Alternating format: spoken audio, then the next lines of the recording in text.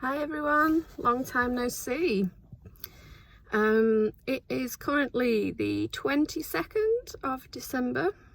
There has been a hell of a lot of things happening since I spoke to you last.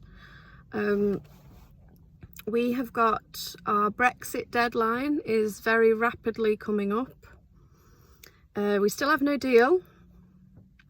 We have lorries backed up 10 miles from the Channel crossing because I guess people didn't realise that being in the EU made things like movement a bit more easy, and all the other countries have closed their borders to us, so our nickname for the moment is Plague Island, which I think is pretty apt. It is a bit embarrassing to be stuck on this island with idiots and to be surrounded by people who won't listen to what intelligent people have said, what experts have said, and everything we warned about is now happening. And they're all complaining because they didn't vote for this. Actually, you did. This is exactly what you voted for.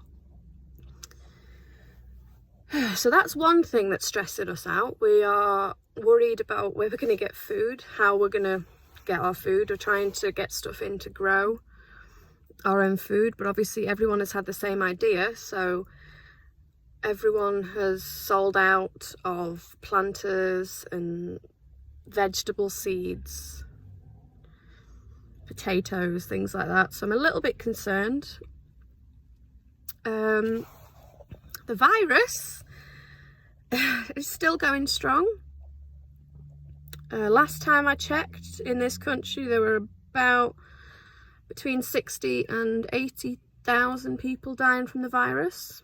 Bearing in mind we're only a tiny island, it's quite impressive. If it wasn't so disgustingly evil, it's quite a skill to kill that many people. Well done, Boris. The virus itself has mutated, which happens when viruses don't disappear. If they're around for a while and they keep getting passed back and forth, they will mutate, and they've mutated here. So now we have we've brought in a mutation of this deadly virus that's come from us. They'll try and blame China, but this mutation happened here in Britain because lots and lots of people aren't doing the right thing.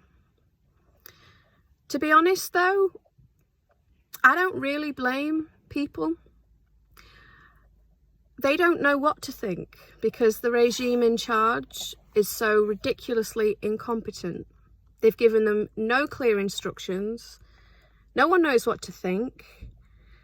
We've just had, the restrictions were lifted for a little bit. Just in time for everyone to go and empty their pockets in the shops. And then a few days before Christmas, we have an announcement that actually, no, you're not allowed to go anywhere. You're not allowed to do anything. It's far too dangerous. The Tories knew. They knew that it was too dangerous to lift the restrictions, but they wanted people to empty their pockets. These people are evil. The Tory fascist cartel is an evil party. The Conservative Party is a fascist regime, and I, along with thousands of others, are working to get them banned and then get them put behind bars. But we've got to survive the virus first. Not being able to spend Christmas with my family is devastating. It's the first time in my entire life I will not see my family at Christmas time.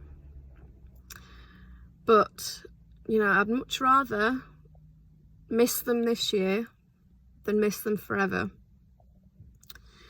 And to be honest, I'm not really in the mood to celebrate Christmas. We've had a horrendous year. I nearly died from the virus. I should have done. I've been housebound for 9 months.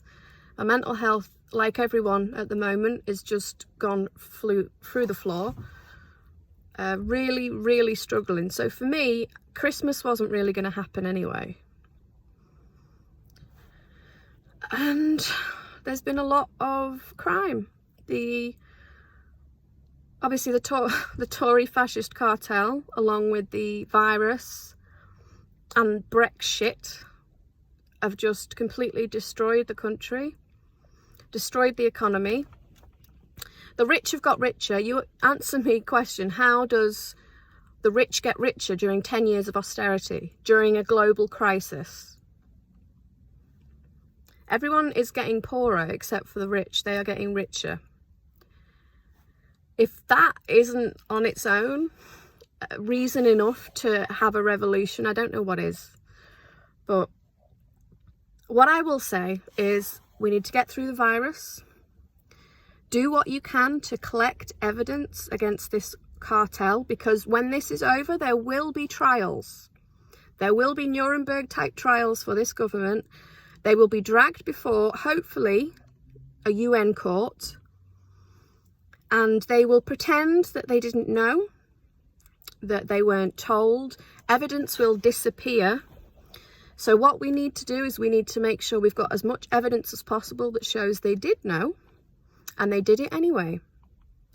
It's about time these people, instead of being put on a pedestal for their psychopathic behaviour, they get put behind bars. Because every single one of the COVID deaths in this country, I blame on Boris Johnson and the Tory party. And I will make sure that I do all I can to put them behind bars.